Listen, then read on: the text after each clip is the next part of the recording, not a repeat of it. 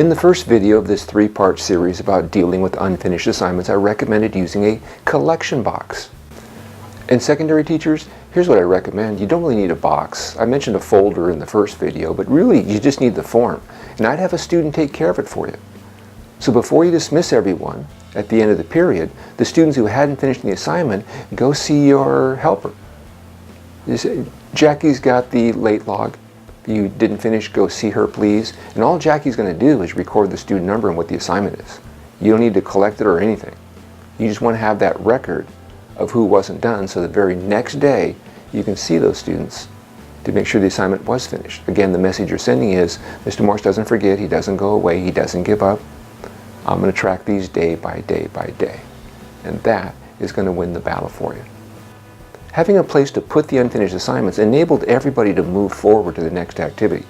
Also kind of kept me calm and focused. No more drama, no more shame and blame. Just, oh, not done? First aid kit, please.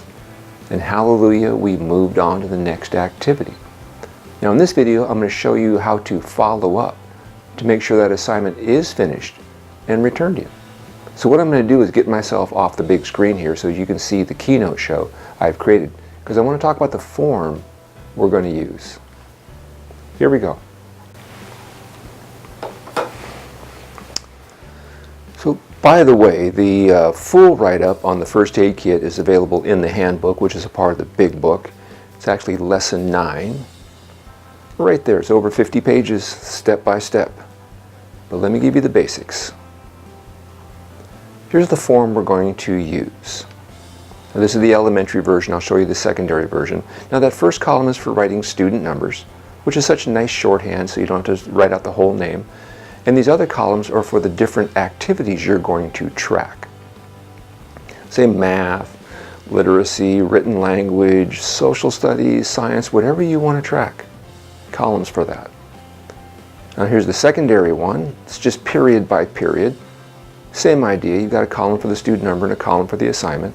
And so you're going to have one form for each class. But I want to make a very important point here. You only want to start with one class. Don't try a new strategy with everyone. Give yourself a chance to work on the strategy with just one particular class. I usually recommend secondary, your favorite class. They'll keep you going. Then give yourself a week or two, and once you got it dialed in, then you can expand it to everybody else. And that's the same thing for elementary. Back to the form, you don't want to try and track all those different activities. You're going to need the first aid dumpsters, what you're going to need with all those papers to process. And then you're going to quit. You're going to give up on it. So we're going to track just one assignment. Let's just start with math. So what happened during the day? During math, 4 students weren't finished. And I just responded with my typical first aid kit, please. And they sat in that first aid kit all day. Students don't have a chance to get it back out if they've got extra time. No, we had time for working on math. And you haven't got any more time for working on math. You really want kids to realize you have set times for doing things. Otherwise, they'll just slowly get farther and farther behind. So no, math is over, remove the math activity, it's in the first aid kit, it stays there. End of the day, I'm going to call everyone over, those 4 students, to return those assignments and talk about getting them back the next day. So here we go, back to the form. All right, so it's January 3rd, it's a Wednesday. I'm calling those 4 students back, and I'm giving them back their assignments as I log in my little first aid kit form, the 4 students by number, and the assignment they didn't finish, page 118, 1 through 20. I'm telling them, hey, take these home, finish it, bring it back tomorrow. I was doing this at the end of the day, just before we went home. What I do is let everyone start on their homework. I found one of the keys to an effective homework program is you let them start in class. Not enough time to finish it, but enough time to understand what they're supposed to be doing. So with 5 minutes to go, everyone's starting their homework, and I'm calling those 4 students over, and I very quickly log and give the papers back. It's a pretty simple process. Now the next day, I'm going to see those guys in the morning. So back to the form. I call them over, sure enough, Fabian was finished. I draw a line through it. And what a nice thing that is to turn a negative into a positive. He wasn't finished, but he got it done, brought it back. Way to go.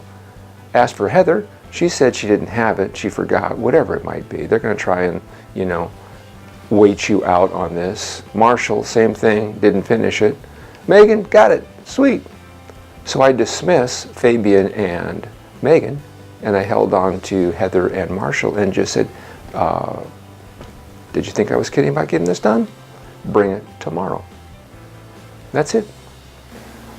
On Thursday, 3 students didn't finish their math assignment, and they put it in the first aid kit, and at the end of the day on Thursday, as everyone was working on homework, I called those 3 students over, and I just logged them in. So it's January 4th, I've got Calvin who didn't finish page 119, I've got Marshall who didn't finish, and I've got Rachel who didn't finish. And once again I'm saying, take these home, finish them, bring them back tomorrow. And of course the next day in the morning I'm going to call those kids over and see how they did. And that consistent follow-up really sends a message you're serious about getting something back from them. Because if you tell them to take it home and finish it and you never check with them, you're just teaching them to ignore what you ask. But with this form to remind me who I should see, it took all the guesswork out of it. And so when I called them back in the morning, Calvin had his, way to go buddy. Marshall once again saying, no, I don't have it. Rachel had hers. So I kick Calvin and Rachel loose, and I'm talking to Marshall, and I'm saying, yeah, okay, and what about yesterday's assignment, the page 118? Still don't have it, so I'm going to circle it again as a reminder to me. I've checked with them twice now. And as I dismiss Marshall with the message of, get these done and bring them back.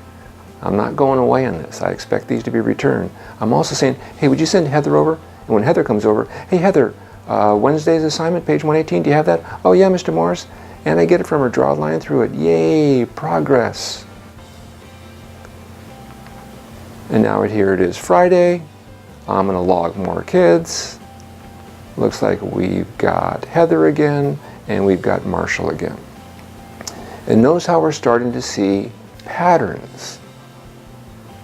Getting a focus here that Marshall needs my serious follow-up here. Most likely I'll be talking to the folks or sending a note home. If I have to go to the consultation team for special services, having this kind of documentation makes the case that, yeah, hey, he needs some help.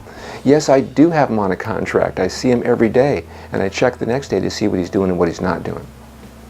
But it's this kind of consistent follow-up that enables me to send a message to my students. I was serious about taking care of unfinished assignments. Wasn't trying to keep everything in my head. All I had to do was look at the form every day and know exactly who I needed to see. That made my life so much easier. And here's the amazing thing. You'll go from a lot of kids the first couple of days who thought you were kidding about taking care of unfinished assignments to all of a sudden it's been cut in half by the 3rd day. The kids who realize, oh, he's not kidding, and I don't want to take those things home anymore. So I'm going to start working a bit harder during the time I've got, and that's a good thing. In the final video, I'm going to show you how to apprise parents. I've got a very cool self-inking stamp you can use to actually stamp right on the unfinished assignment to indicate why it wasn't finished. Because there are many reasons why it might not be finished. There's a whole range of reasons, and I'll show you that in the 3rd video. Okay, thanks for watching.